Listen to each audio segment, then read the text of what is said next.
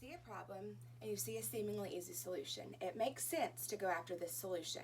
But what if I told you the solution makes you worse, not better? Many of you know someone who has bipolar depression, or you may have bipolar depression yourself. I have been diagnosed with depression and have been taking antidepressants for several years. Antidepressants are usually given to control your feelings of hopelessness and bring you up to a better, more stable mood. But it could be dangerous for someone who has bipolar depression.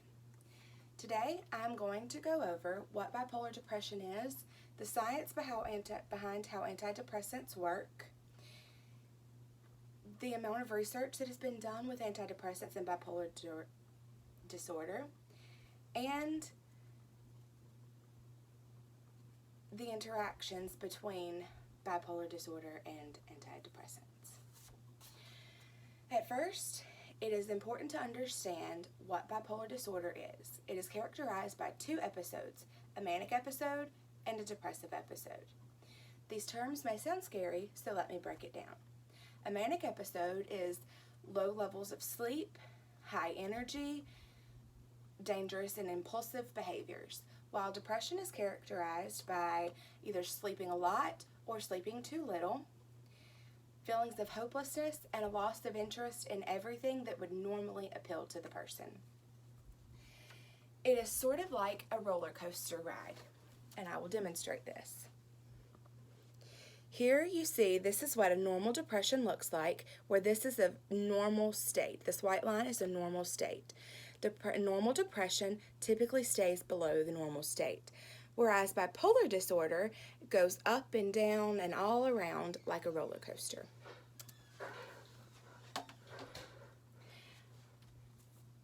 To treat depression, antidepressants are most often given.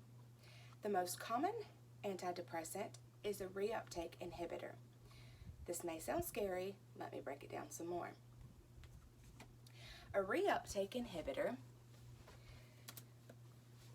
your brain has normal neurotransmitters that hook onto another one and relay messages. Your feel-good hormone is serotonin and sits between the space of one neurotransmitter and another. A reuptake inhibitor stops the serotonin from being reabsorbed back into the body and instead hangs out in this space a little bit longer so that it can work longer, improving mood.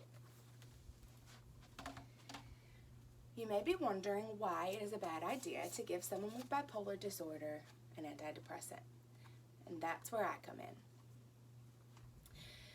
There have not been a lot of clinical trials done, making it a risky decision to make. These clinical trials are important because it tells you what you can expect.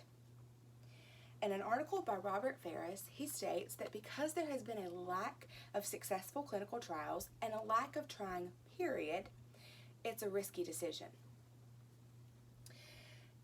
In a study conducted by Dr. Gary Sachs, he states that bipolar depression is grossly understudied. In 2007, he completed a double-blind procedure. Double-blind means neither the researcher nor the participants knew whether they were getting an antidepressant or a placebo. And a placebo is a false drug, sort of like a sugar pill. There were slightly negative results in which we saw that someone with bipolar depression reacted slightly negatively to the antidepressant. And this means that their behaviors were more dramatic and they did not feel better in the long run. And why is this?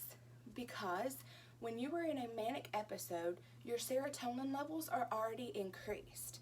When you add an antidepressant that makes the serotonin stick around longer, your impulsive, happy behaviors are way more,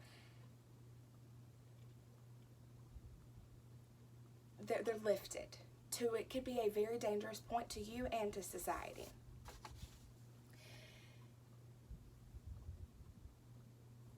Typically, It is recommended that if you have bipolar depression to not take antidepressants, but if it is something that is needed, then a mood stabilizer is given with it.